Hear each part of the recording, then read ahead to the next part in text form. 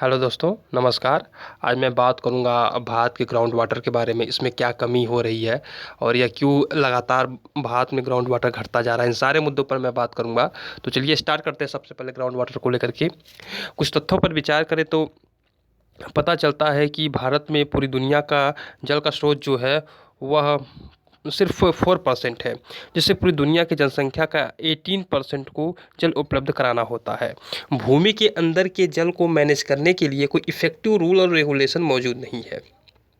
सिंचाई के लिए सस्ती एवं निःशुल्क इलेक्ट्रिसिटी सप्लाई की नीति ने भूजल के दोहन से भौम जल पर भारी दबाव पड़ा है।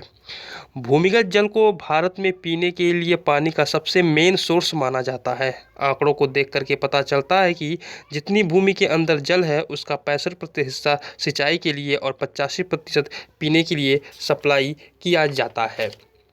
देश के कई क्षेत्रों में बड़ी मात्रा में और अनियंत्रित भूजल दोहन से इसके स्तर में तेजी से और बड़ी मात्रा में कमी दर्ज की जा रही है, जिसका कारण है देश में बढ़ती जनसंख्या, शहरीकरण, औद्योगिकरण की मांग है।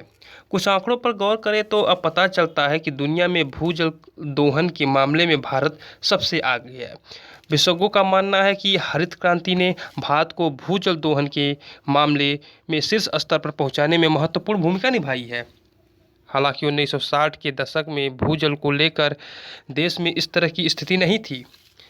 इकोनॉमिक सर्वे 2015-16 के अनुसार भूजल के वर्तमान उपयोग ने भारत में जल स्तर को प्रति वर्ष 0.3 मीटर की दर से कम किया है। और इसका मेन कारण क्या है भूजल में कमी का? तो ज़मीन की सतह पर मौजूद जल संसाधनों की सीमित मात्रा, घरेलू, औद्योगिक और कृषि क्षेत्रों में बढ़ती मांग के कारण भूजल संसाधनों के प्रयोग में भी बढ़ोतरी देखी जा रही है। हरित क्रांति ने सूखे की आशंका वाले क्षेत्रों में पानी की अत्यधिक उपयोग से गहन फसलों को उगाने में सक्षम बनाया है, जिससे भूमिगत जल के दोहन में वृद्धि हुई है।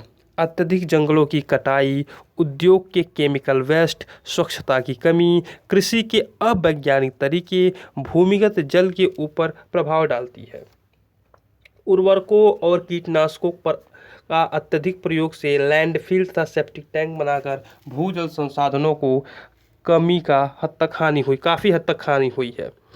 भूजल मैनेज करने की ज़रूरत है। इस पे भारत में 80% की जनसंख्या की पानी की ज़रूरत भूजल से पूरी होती है और जल ज़्यादातर प्रदूषित होता है। ऐसे में अच्छे तरह से भूजल प्रबंधन से जल संरक्षण भी किया जा सकता है। यदि शीघ्र ही इस संदर्भ में सरकार द्वारा कोई निर्णय नहीं लिया गया तो स्थिति और भी खराब हो सकती है। इजराइल से तुलना किया जाए तो भारत में जल पर्याप्त उपलब्धता है, लेकिन वहाँ का जल प्रबंधन हमसे कहीं अधिक बेहतर है।